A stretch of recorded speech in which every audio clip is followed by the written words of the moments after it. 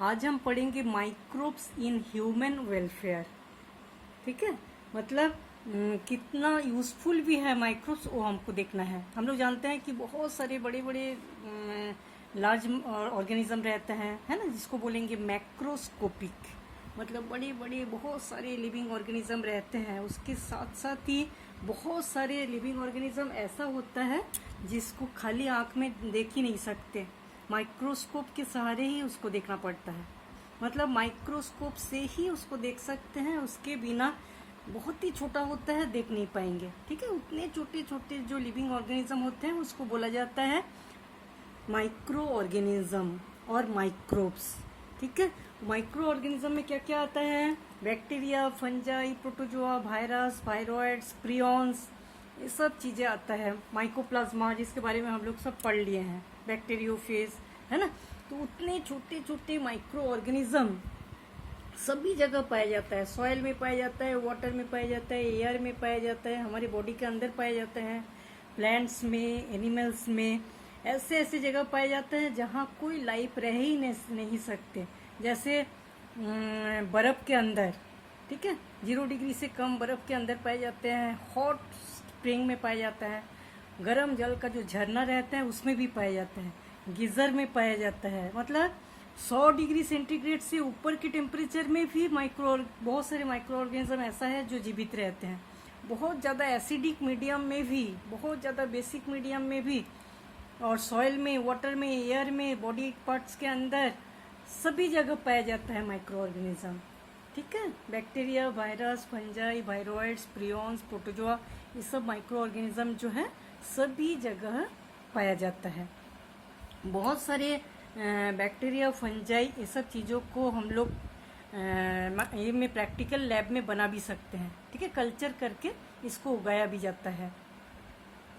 Nutritive media बना के colony में उगते हैं, जो कि हमको दिखता है, लेकिन माइक्रोस्कोप में देखने से उसको अच्छे से हम लोग देख सकते हैं। ठीक है, तो ज़्यादातर हम लोग ऐसा जानते हैं कि बैक्टीरिया, वायरस, फंगस, ये सब से बहुत सारे डिजीज होता है।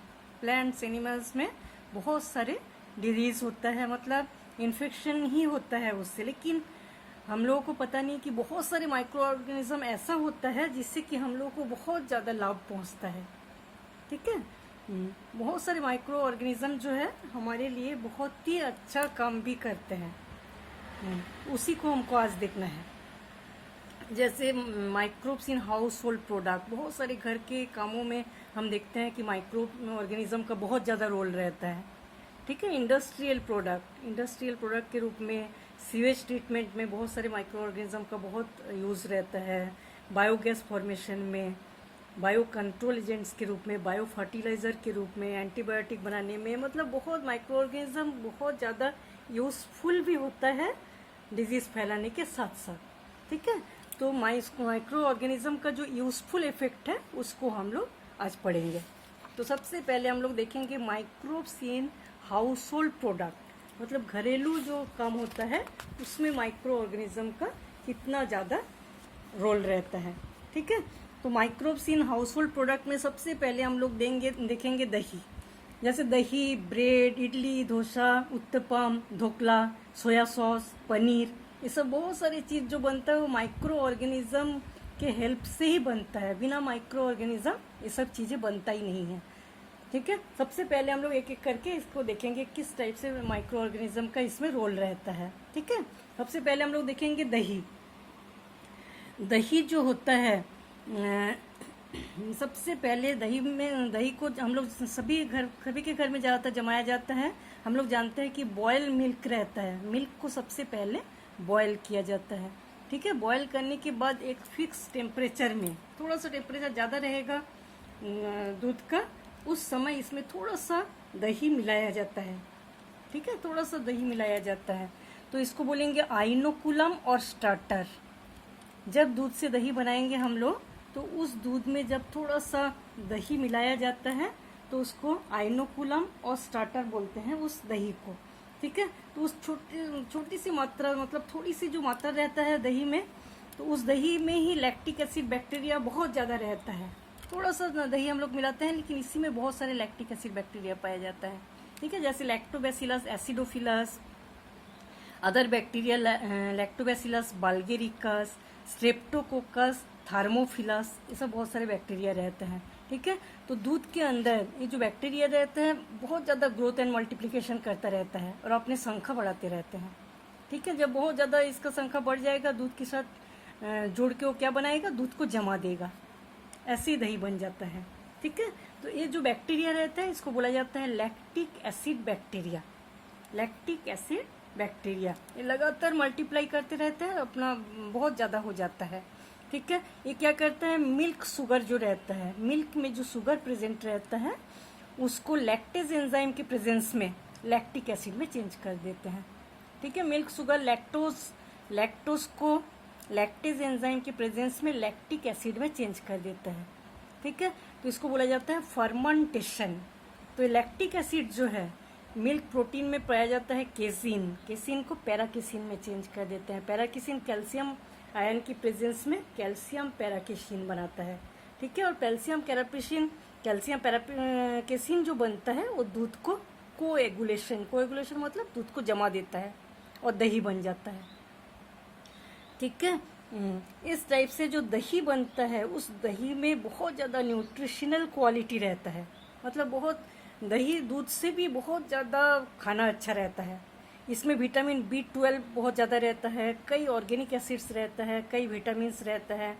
हमारे स्टोमक के अंदर मतलब पेट में जितने भी खराब डिजीज़ फैलाने वाले बैक्टीरिया होता है उस सब बैक्टीरिया को मार देता है दही। ठीक है, उसमें जो माइक्रो ऑर्गेनिज्म प्रेजेंट रहता है वो खराब बैक्टीरिया को पूरी तरह से मार देता है और एंटी कैंसरस भी होता है। इस टाइप से दूध से दही बनाते हैं। और एक बार देख लेते हैं, दूध के अंदर थोड़ा सा अमाउंट में दही, दूध को पहले गर्म करेंगे, ठीक है, उसके बाद ठंडा करेंगे। ठंडा करने के बाद थोड़ा सा टेम्परेचर ज़्यादा रहेगा, उस समय थोड़ा सा दही की मात्रा इसमें मिलाना पड़ता है। ठीक है, उस दही में क्या क्या रहता है, लैक्टिक एसिड बैक्टीरिया रहता है, lactobacillus acidophilus, lactobacillus bulgaricus, streptococcus, thermophilus, ये सब बैक्टीरिया प्रेजेंट रहता है। ठीक है, वो बैक्टीरिया क्या करता है, दूध के अंदर जो लैक्टोज शुगर रहता है उसको लैक्टिक एसिड में चेंज कर देता है लैक्टेज एंजाइम की प्रेजेंस में। ठीक है, दूध में जो लैक्टिक एसिड, दूध में जो केसिन बनता है उसको पैराकेसिन में चेंज कर देते हैं, फिर कैल्शियम पैराकेसिन में चेंज हो जाता है, उसके बाद दूध दही जम जाता है। तो ये जो थोड़ा सा बैक्टीरिया रहते हैं बहुत ज़्यादा मल्टीप्लिकेशन करके मिलियंस ऑफ बैक्टीरिया बनाते हैं और दूध को दही बनाने में हेल्प करते हैं। ठीक है, इस टाइप से थोड़े से जो माइक्रो ऑर्गेनिज्म है उससे हमको दूध से दही बनाने के काम में हेल्प हुआ है ना। तो जो दही बनता है उसमें विटामिन B12 रहता है, बहुत सारे विटामिन रहते हैं, ऑर्गेनिक एसिड रहता है, जो कि विटामिन B12 क्या करता है, मिल्क जो ब्लड रहता है उसमें हीमोग्लोबिन बढ़ाने का काम करता है। ठीक है, बहुत सारे लोगों को एनीमिया हो जाता है हीमोग्लोबिन की कमी से, लेकिन रोज हम लोग थोड़ा मात्रा में दही खाएंगे तो हीमोग्लोबिन बढ़ाने में हेल्प करता है। ठीक है, और अलग भी बहुत सारे विटामिन रहते हैं, ऑर्गेनिक एसिड रहते हैं जो एंटी कैंसरस का काम करते हैं। ठीक है, पेट के कोई भी प्रॉब्लम होता है जिसमें बैक्टीरियल से होता है उस बैक्टीरिया को मारने में भी ये बैक्टीरिया हेल्प करते हैं। ठीक है, इस टाइप से इस माइक्रो ऑर्गेनिज्म के कारण हमको दूध से दही बनाने में हेल्प हुआ। अब हम देखेंगे ब्रेड में माइक्रो ऑर्गेनिज्म हमको कैसे ब्रेड बनाने में हेल्प करते हैं। ठीक है, व्हीट फ्लोर, व्हीट मतलब गेहूं का जो आटा रहता है उससे हम लोग फर्मेंटेशन करके ब्रेड बनाते हैं। इसमें बैक्टीरिया का रोल नहीं रहता। सैक्रोमाइसिस सेरेविसी ईस्ट एक फंजाई होता है, ठीक है, जिसको बोला जाता है बेकर्स ईस्ट, क्योंकि ज़्यादातर बेकिंग में सैक्रोमाइसिस सेरेविसी ईस्ट जो होता है उसी का यूज़ किया जाता है। ठीक है, इसमें 3 टाइप के एंजाइम सेक्रेट होता है ईस्ट से, एक है एमाइलेज, मोल्टेज और जाइमेज। ठीक है, ब्रेड हम लोग कैसे बनाते हैं, सबसे पहले गेहूं का जो आटा रहता है उसमें थोड़ा सा ईस्ट मिला देते हैं और थोड़ा वाटर मिला देते हैं। ठीक है, ये चीज़ क्या होता है, ईस्ट मिलाने से एमाइलेज एंजाइम, इससे 3 टाइप के एंजाइम सेक्रेट होता है, हम लोग देखे हैं, है ना। तो सबसे पहले एमाइलेज एंजाइम जो है मोल्टोज, स्टार्च, व्हीट के जो स्टार्च होता है उसमें मोल्टोज जो प्रेजेंट रहता है उसको मोल्टेज एंजाइम की प्रेजेंस में ग्लूकोज में चेंज कर देते हैं। ठीक है, सबसे पहले जो स्टार्च है उसको एमाइलेज एंजाइम के प्रेजेंस में मोल्टोज बनता है, मोल्टोज मोल्टेज एंजाइम की प्रेजेंस में ग्लूकोज बनता है, और ग्लूकोज जो है उसका फर्मेंटेशन हो जाता है जाइमेज एंजाइम की प्रेजेंस में, और बनाता है इथाइल अल्कोहल और कार्बन डाइऑक्साइड। ठीक है, और कार्बन डाइऑक्साइड की मात्रा जितना ज़्यादा होगा वो जो व्हीट का जो मैदा आटा रहता है वो बहुत ज़्यादा फूल जाता है, इसके अंदर बहुत सारे छोटे छोटे पोर्स बन जाते हैं कार्बन डाइऑक्साइड के सिक्रेशन के कारण। ठीक है, इस टाइप का जो प्रोसेस होता है उसको बोला जाता है लिवनिंग, लिवनिंग बोलते हैं। अब ये फूले हुए जो आटा होता है इसको बेकिंग किया जाता है। ठीक है, ओवन में बेक किया जाता है, तो इसके अंदर के कार्बन डाइऑक्साइड ईस्ट जो है वो मर जाता है, और इसके अंदर के कार्बन डाइऑक्साइड इथेनॉल एवापोरेट होके उड़ जाता है, और ये जो चीज़ है वो बेक होने के बाद वो जो खाली खाली पूरी जगह होने के कारण स्पॉन्जी और सॉफ्ट ब्रेड बन जाता है। ठीक है, व्हीट से इस टाइप से माइक्रो ऑर्गेनिज्म के हेल्प से ब्रेड बनता है। ठीक है, और एक बार हम लोग देख लेते हैं व्हीट का जो फ्लोर होता है। ठीक है, व्हीट को हम लोग पिसाएंगे, पिसाने के बाद जो आटा होता है उसके साथ थोड़ा सा ईस्ट और वाटर मिला दिया जाता है। ठीक है, तो व्हीट में जो स्टार्च प्रेजेंट रहता है आटा में, एमाइलेज एंजाइम की प्रेजेंस में मोल्टोज बन जाता है, मोल्टोज जो है मोल्टेज एंजाइम की प्रेजेंस में ग्लूकोज बन जाता है, और ग्लूकोज का हो जाता है फर्मेंटेशन जाइमेज एंजाइम की प्रेजेंस में, और इथाइल अल्कोहल और कार्बन डाइऑक्साइड बनता है। कार्बन डाइऑक्साइड ज़्यादा बनने के कारण वो जो आटा है वो बहुत ज़्यादा फूल जाता है, इसको बोला जाता है लिवनिंग। अब इसको बेक किया जाता है। ठीक है, ओवन में बेक करने से एथेनॉल ईस्ट मर जाता है, इसके अंदर जो ईस्ट हम लोग मिलाए थे वो मर जाता है, ethyl alcohol carbon dioxide evaporate होके उड़ जाता है, और ब्रेड जो होता है बहुत ज़्यादा सॉफ्ट ब्रेड बन जाता है। ठीक है, इस टाइप के ब्रेड को बनने में माइक्रो ऑर्गेनिज्म हेल्प करते हैं, जिसका नाम है ईस्ट, सैक्रोमाइसिस सेरेविसी। ठीक है, अब हम देखेंगे जैसे इडली, डोसा, उत्तपम, ढोकला, ये सब चीज़ों भी माइक्रो ऑर्गेनिज्म के प्रेजेंस में ही होता है। ये सब चीज़ें जो है फर्मेंटेशन हो रहा है। फर्मेंटेशन दो टाइप के होते हैं, एक टाइप के फर्मेंटेशन जो होता है उसमें कार्बन डाइऑक्साइड का प्रोडक्शन नहीं होता, केवल इथाइल अल्कोहल बनता है।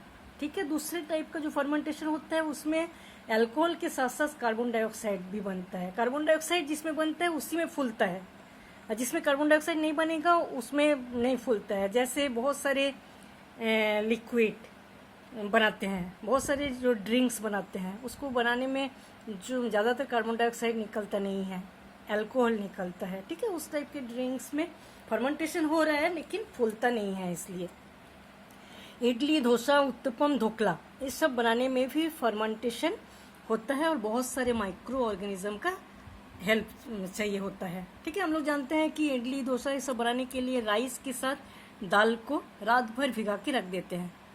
ठीक है, रात भर राइस और दाल को भिगा के रख देते हैं, तो इसमें कुछ बैक्टीरिया जैसे ल्यूकोनोस्टॉक मेजेंटेरॉइड्स, ल्यूकोनोस्टॉक मेजेंटेरॉइड्स, स्ट्रेप्टोकोकस फैकिलिस और पेडियोकोकस सिरिविसी, ये सब बैक्टीरिया जो है बनता है। रात भर जैसे 10-12 घंटा हम भिगा के रख देते हैं चावल और दाल के घोल को, तो ये सब बैक्टीरिया उसमें बनता है। ठीक है, ल्यूकोनोस्टॉक, स्ट्रेप्टोकोकस, पेडियोकोकस, ये सब बनता है। ये सब लैक्टिक एसिड बैक्टीरिया रहता है। ठीक है, ये बैक्टीरिया क्या करेगा, एसिड सेक्रेट करता है। बैक्टीरिया जो है एसिड बनाता है, एसिड बनाने से चावल और दाल का घोल जो है वो फूल जाता है। ठीक है, फर्मेंटेशन हो जाता है, और फर्मेंटेशन होने से वो सब जो बैटर होता है चावल घोल और दाल का वो फूल जाता है, क्योंकि इसमें इथेनॉल और कार्बन डाइऑक्साइड गैस का प्रोडक्शन होता है। ठीक है, इस टाइप से माइक्रो ऑर्गेनिज्म के हेल्प से ही इडली, डोसा, उत्तपम, ढोकला और बहुत सारे खाने का चीज होता है जो कि बनता है। ठीक है, अब हम लोग देखेंगे फोर्थ में देखेंगे बहुत सारे ट्रेडिशनल ड्रिंक, बहुत सारे ड्रिंक्स ऐसा होता है जो कि माइक्रो ऑर्गेनिज्म के हेल्प से फर्मेंटेशन से होता है। उसमें एक है टोडी। ठीक है, टोडी जो है साउथ इंडिया में बहुत ही फेमस ड्रिंक है, और छत्तीसगढ़ के बस्तर में भी इसको बहुत ज़्यादा बनाया जाता है। ठीक है, इसमें क्या करते हैं, जो खजूर का प्लांट्स रहते हैं, खजूर के प्लांट्स के जो स्टेम होता है उसको चोट पहुंचाया जाता है चाकू से। ठीक है, चोट पहुंचाने से यहाँ से बहुत सारे लिक्विड निकलता है। यहाँ एक चीज़ें ऐसे ही झुला दिया जाता है, उसमें लिक्विड गिरता रहता है। ठीक है, तो 7-8 घंटे इस लिक्विड गिरने से इस लिक्विड में फर्मेंटेशन हो जाता है। फर्मेंटेशन से जो ड्रिंक बनता है उसको बोला जाता है टोडी। साउथ इंडिया में ये बहुत ही फेमस ड्रिंक होता है, ठीक है। ये भी फर्मेंटेशन से ही बनता है। कई बार कोकोनट वाटर जो रहता है, कोकोनट वाटर को भी फर्मेंटेशन से ड्रिंक्स बनाया जाता है। और बहुत सारे शराब भी इस टाइप से अल्कोहल फर्मेंटेशन से ही बनाया जाता है। उसमें अल्कोहल बनता है लेकिन कार्बन डाइऑक्साइड ज़्यादा नहीं बनता, ठीक है। तो ये जो टोडी है इसको ईस्ट से बनाया जाता है, ठीक है। ईस्ट सैक्रोमाइसिस सेरेविसी, ये जो लिक्विड होता है इसको जब हम कलेक्ट करेंगे तो इसमें ईस्ट बनता है और वो ईस्ट क्या करता है, इसको फर्मेंटेशन में हेल्प करता है। और फर्मेंटेशन करने के बाद जो लिक्विड बनता है उसको हम बोलेंगे टोडी, जो कि साउथ इंडिया के एक ट्रेडिशनल ड्रिंक होता है, ठीक है। ईस्ट के हेल्प से हम लोग टोडी बना सकते हैं, ठीक है। ईस्ट भी एक माइक्रो ऑर्गेनिज्म है। अब हम देखेंगे बटर मिल्क, ठीक है, जिसको बोला जाता है छाछ। छाछ बनने में भी माइक्रो ऑर्गेनिज्म का बहुत ज़्यादा रोल रहता है। इसमें क्या करते हैं, सबसे पहले दूध जो है उसको बॉयल करेंगे। बॉयल करने के बाद दूध के ऊपर का जो फैट होता है उसको निकाल देते हैं, उसको अलग कर देते हैं, ठीक है। उसके बाद इसको ठंडा करेंगे। थोड़ा सा ठंडा करने के बाद जब 22 डिग्री टेम्परेचर तक हो जाएगा उस समय इसमें बैक्टीरियल कल्चर मिक्स करते हैं। उस बैक्टीरियल कल्चर को इसमें मिक्स करते हैं, जैसे streptococcus cremoris, streptococcus lactis, lactobacillus citrophorum, lactobacillus acidophilus, ये सब चीज़ों बैक्टीरिया के कल्चर को इसमें थोड़ा सा गर्म दूध में मिला दिया जाता है, ठीक है। और रात भर इसको छोड़ दिया जाता है या 18 घंटा तक इसको ऐसे ही दूध के साथ बैक्टीरिया के कल्चर को रहने देते हैं, ठीक है। उसके बाद क्या बनता है, दही जैसा बनता है और उसको पानी के साथ बहुत ज़्यादा घोल लिया जाता है तो बन जाता है बटर मिल्क, छाछ बन जाता है, ठीक है। इस टाइप से छाछ बनने में भी हमको माइक्रो ऑर्गेनिज्म का यूज़ करना जरूरी होता है, ठीक है। माइक्रो ऑर्गेनिजम्स के हेल्प से ही दही, ब्रेड, हम लोग देखे हैं इडली, डोसा, ढोकला, उत्तपम, कोल्ड बहुत सारे ड्रिंक्स और छाछ बना, है ना। अब इसके आगे हम लोग देखते हैं योगर्ट।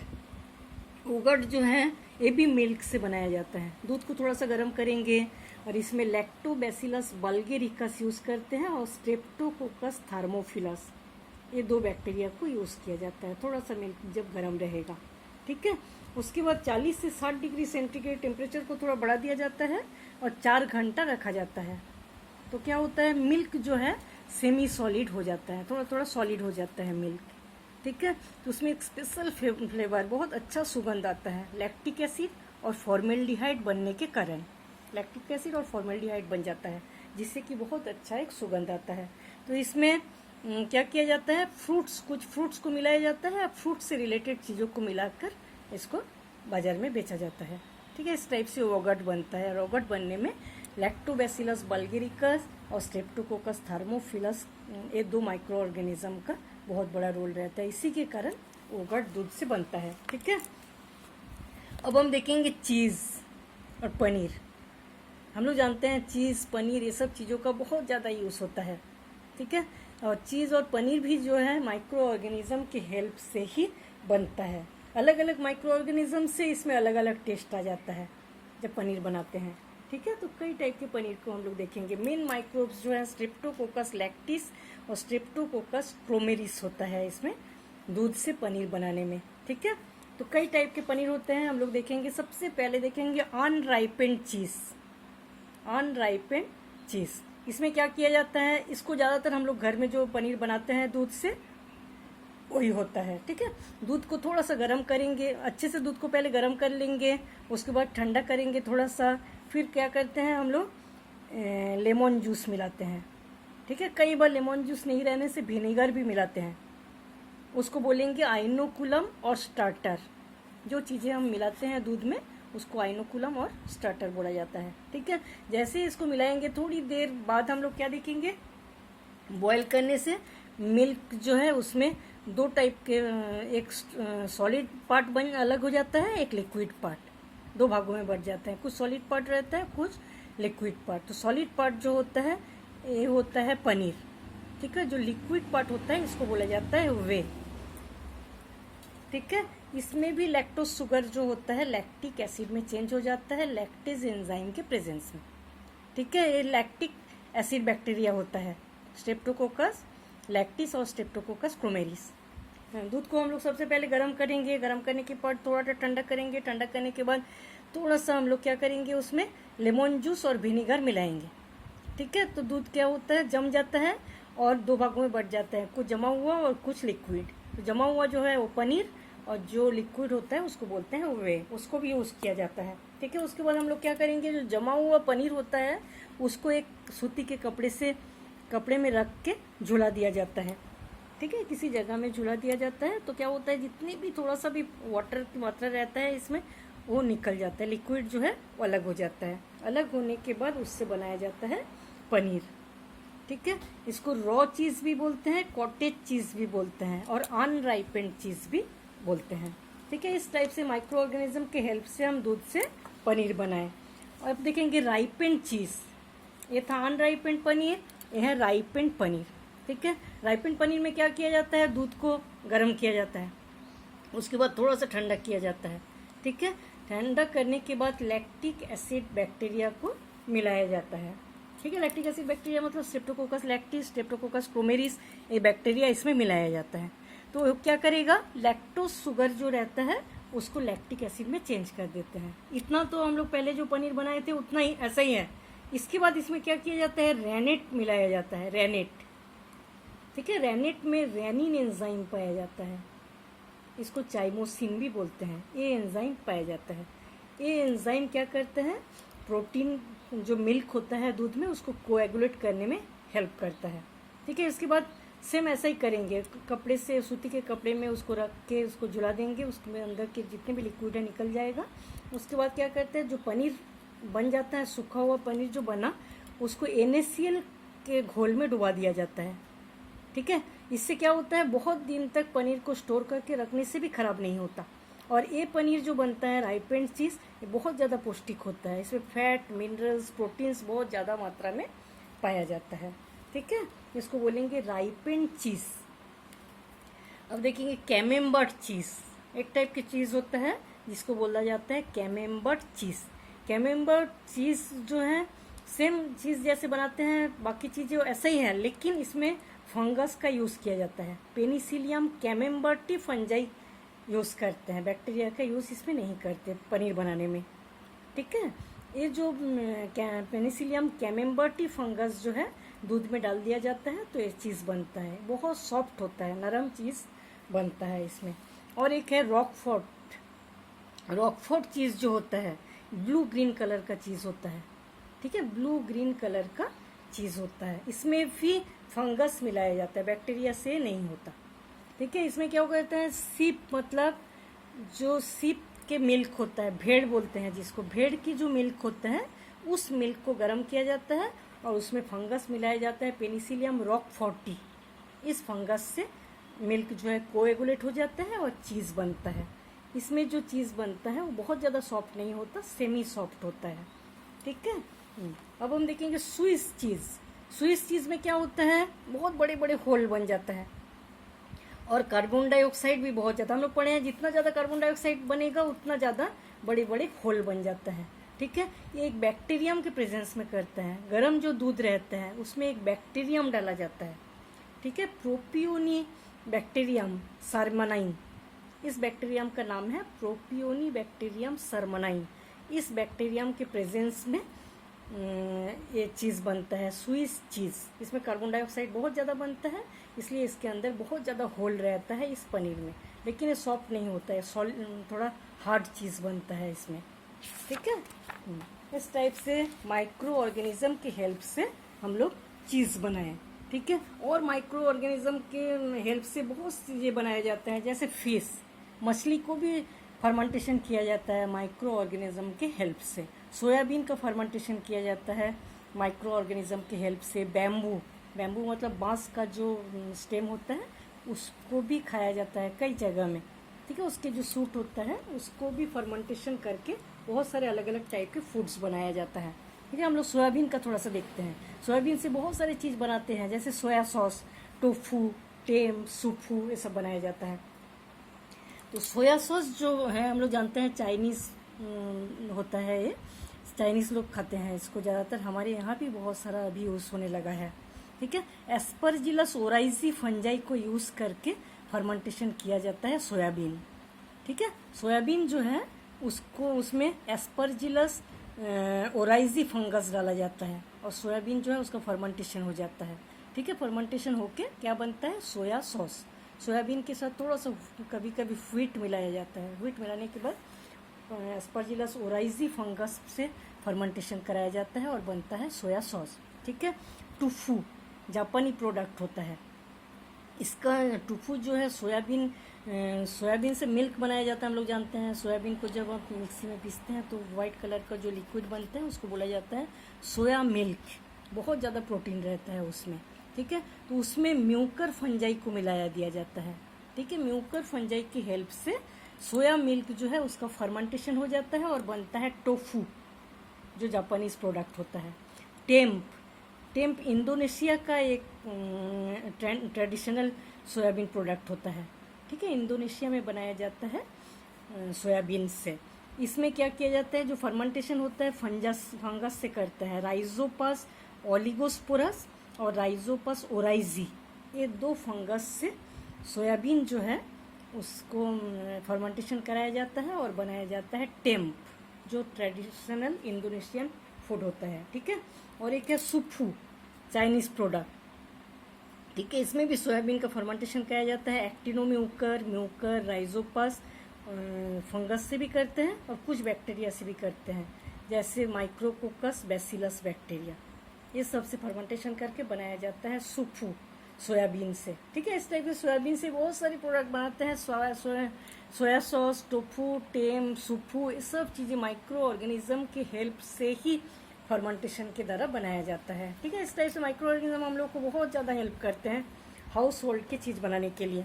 ठीक है, कुछ और रहता है माइक्रोब्स जो कि फर्मेंटेशन, मीट का फर्मेंटेशन करके बहुत सारे सॉसेस बनाया जाता है। ठीक है, मीट जो होता है उसका लैक्टिक एसिड फर्मेंटेशन के द्वारा सॉसेस बनाया जाता है। ठीक है, इसमें पेडिकोकस सीरीविसी बैक्टीरिया का हेल्प लेते हैं। पेडिकोकस सीरीविसी बैक्टीरिया से फर्मेंटेशन कराया जाता है मीट को, मटन को, और बनाते हैं बहुत सारे सॉसेस। ठीक है, बहुत सारे वेजिटेबल्स को भी ऐसे फर्मेंटेशन कराया जाता है, लैक्टिक एसिड फर्मेंटेशन, जैसे कैबेज को, कैरोट को, कुकुम्बर को, टोमेटो, ऑलिव, कॉलीफ्लावर, इस सब वेजिटेबल्स का भी फर्मेंटेशन करके नए नए फूड मटेरियल बनाया जाता है। ठीक है, एग्जांपल एक हम लोग देखते हैं, जैसे कुकुम्बर को लैक्टिक एसिड बैक्टीरिया के द्वारा फर्मेंटेशन किया जाता है। ल्यूकोनोस्टोप्लैंटेरम, पेडिकोकस सीरीविसी, ये 2 चीज़ों का यूज करके फर्मेंटेशन कराया जाता है कुकुम्बर का। ठीक है, इस टाइप से बहुत सारे वेजिटेबल्स का फर्मेंटेशन करके अलग अलग टाइप के फूड मटेरियल बनाया जाता है। और ईस्ट पाउडर भी बनाया जाता है। ठीक है, जैसे शुगर केन, पोटैटो, इस सब का जब फर्मेंटेशन होता है तो बहुत ज़्यादा मात्रा में ईस्ट बनता है। ठीक है, उस ईस्ट को निकाल के कल्चर करके ईस्ट का पाउडर बनाया जाता है और बाजार में बेचा जाता है। उस ईस्ट का यूज़ करके बहुत सारे चीज़ बनाया जाता है। हम लोग देखे हैं ईस्ट का बहुत सारे चीज़ों में यूज़ किया जाता है ना। उस ईस्ट का नाम है टोरुलोप्सिस यूटिलिस। ठीक है, इस ईस्ट को पाउडर बना के बाजार में बेचा जाता है। इस टाइप से बहुत सारे माइक्रो ऑर्गेनिज्म हमारे बहुत सारे घरेलू आइटम बनाने में यूज़ किया जाता है। ठीक है।